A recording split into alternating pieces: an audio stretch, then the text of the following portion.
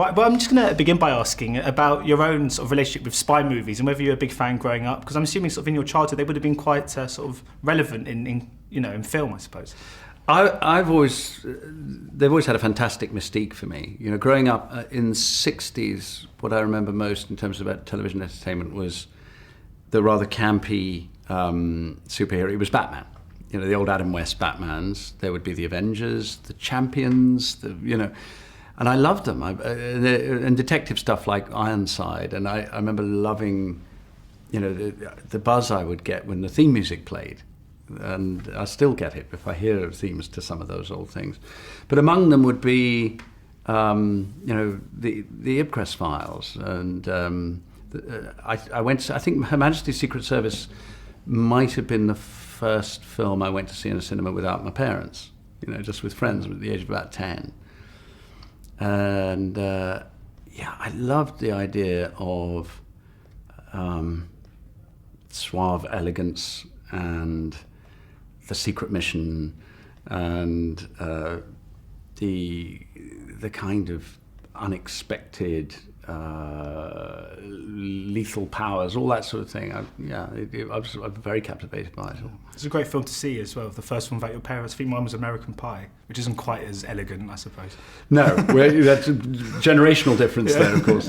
Of course, Matthew's films are so playful and they're sort of irreverent in the most sort of endearing way possible. Does that derive from his personality? Because is he sort of like a big kid on set? Yes, he is, in a way. He's a complete paradox between a big kid and a very, very sophisticated filmmaker. And but the kid in him knows exactly what a kid of, 15, 16 wants to see. He knows what he fell in love with in cinema, and he wants to put it back and make it writ large and play with it a little bit. So he takes images that are familiar with, almost everything in this film is a reference to something that you're familiar with, and then he just flips it a little bit. The guy you're rooting for might suddenly die, or the guy that looks harmless is lethal, and the guy that is menacing is probably the easiest person to deal with. And so he's basically subverting an awful lot of expectations, and he's satirizing something which he also clearly loves. So he's not really attacking anything either.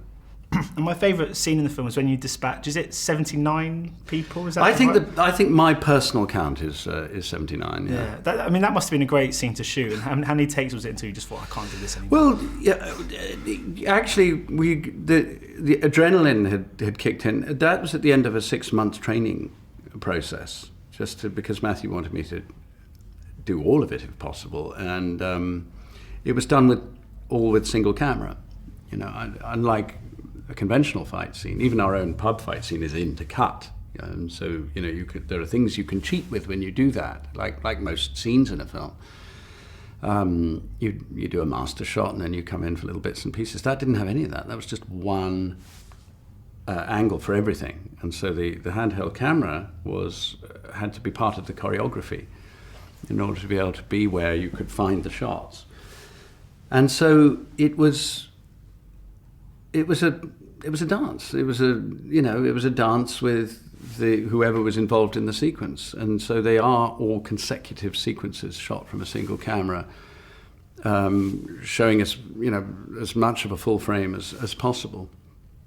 And exhilarating and painful and exhausting and all of those things. But that all gives you great satisfaction, particularly when you've never done that sort of thing before. But is it something you'd like to do more of? I hear James I'd Bond. love to. Do what? I was going to say, here James Bond is hiring at the moment, potentially. So.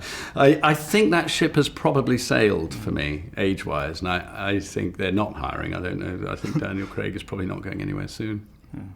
Cool, brilliant. Well, thank you so much for your time today. Thank much you. Appreciated. Ladies and gentlemen, you're watching Hey You Guys! Hey You Guys, huh? Hey You Guys. Is that from the Goonies? It is indeed, yes. Nice. Hey